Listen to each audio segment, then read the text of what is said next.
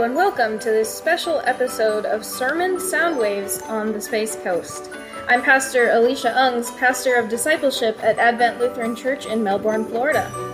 During this season of Advent, a time in the church year when we prepare to celebrate Jesus' birth at Christmas time, I've written a few short dramas that fit with our season of Advent theme, The Light of Grace. I hope to help bring these stories to life through the wonderful performances of congregation members who volunteered to play these characters. Even though the events of these Bible stories happened long ago, in this special season we remember that the story of God's light of grace, Jesus, is an eternal one.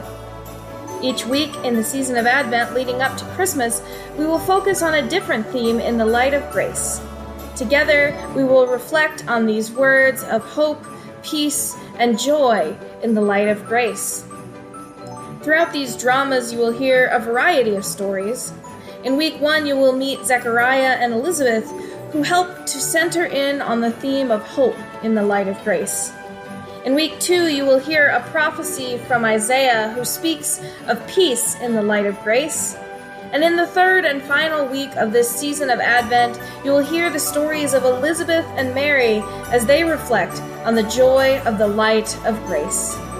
For more information and details about this week's drama, check out the episode description. But for now, without further ado, welcome to the Light of Grace dramas. Okay, Jesus, you go play with your cousin John. I'll be over here with Auntie Elizabeth if you need anything. Have fun, sweetie. Oh, Mary, how good to see you. So good to see you, Elizabeth. Man, it feels like forever since I saw you last. Oh, it has been such a long time. It's so good to see you. I can't believe how big Jesus is getting. I know. I can't believe. I just remember when we were pregnant, and now they're such rambunctious boys. Yes, it really seems honestly a bit hard to believe how big they get so fast. I feel so amazed even all these years later at all the things that have happened. I look into Jesus' eyes sometimes and I see this light, this beauty that goes beyond anything I could say in words, but I guess most moms would feel that way about their kid. So true, so true. When I look at John, it seems like he looks more like his father every day. And yet he is different too.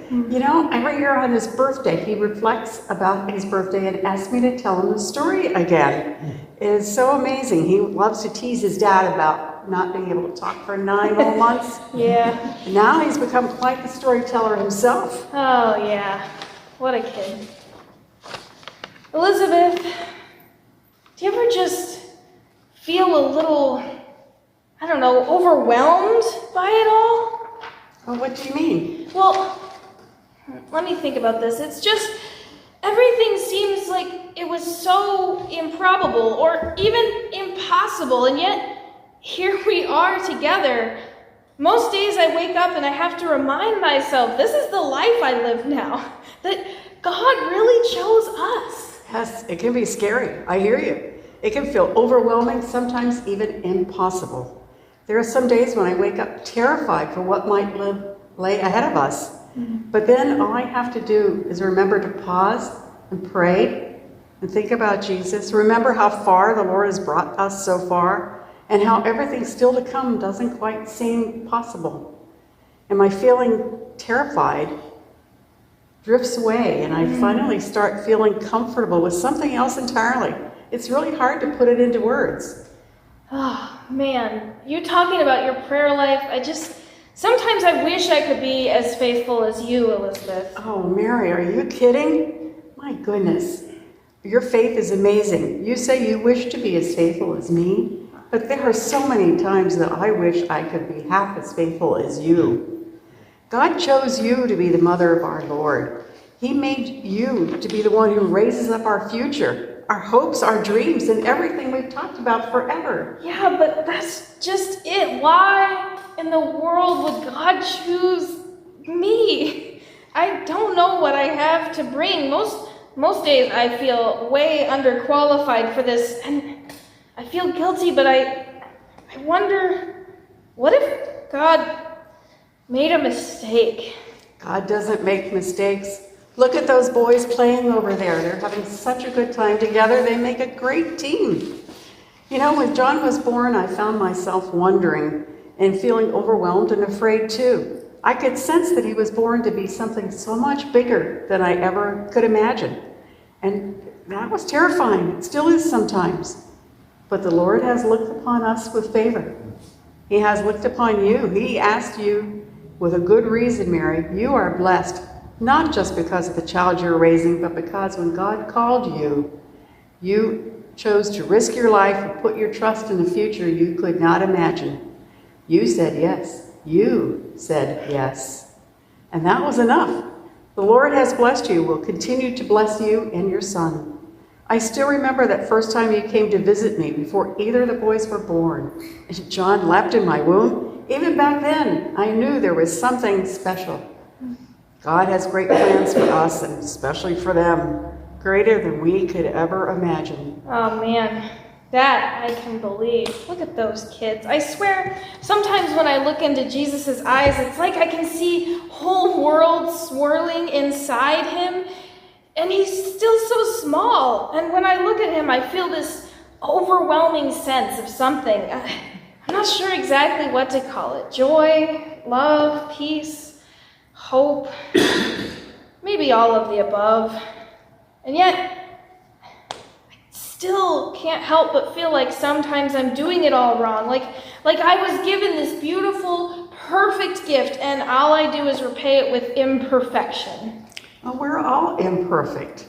Life itself brings so many moments of insecurity and sorrow. It also brings great joy.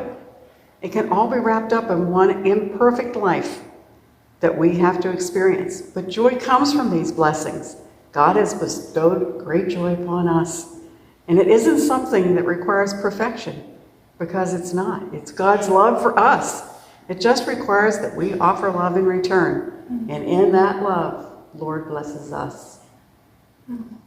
If anything, it seems like the Lord loves to choose all of us who are most imperfect for God's great work. I mean, if you told me 10 years ago where we'd be now, I'd say that would be impossible. Yeah. But that's how God works his miracles. In all these most impossible ways, God takes the impossible, makes it possible, working in us and through us for a better future. Yeah, God certainly does seem to love working in what we consider impossible. After all, how else would the two of us be here together? Two of what most people would say are the least likely women to have these boys, to raise them, but here we are together. There they are, playing together. It's pretty amazing. I'm so glad I have you and for I all have of this. you. I don't know what I would do. Well, it's about time for us to go. Oh, indeed. Zachariah's saying dinner's almost ready.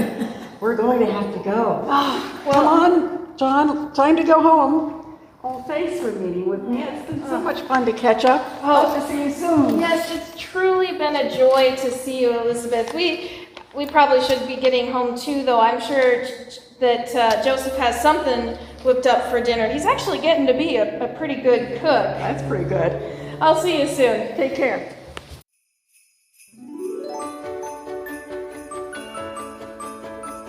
Thanks so much for tuning in to today's special episode. You've been listening to our special series, The Light of Grace Dramas. These dramas are written by myself, Pastor Alisha, and performed by members of the Advent Lutheran Church community. I hope you have enjoyed hearing a new perspective on an old tale, and that you are able to find the hope, peace, and joy in the light of grace this holiday season. If you enjoyed today's drama, I hope you will consider sharing it with your friends and family. After all, we all need to hear the good news of God's love for us through the light of grace, Jesus. To support this podcast further, please consider leaving a like, a comment, or even subscribing. For more information about this episode, including the scriptural reference passage, check out the episode description. There you will also find some questions for reflection and discussion. If you want to learn more about Advent Lutheran Church, you can visit our website at adventbrevard.org. But above all, remember that you are God's beloved child. I pray in this holiday season you are able to hear this message of God's hope, peace, and joy in the light of grace.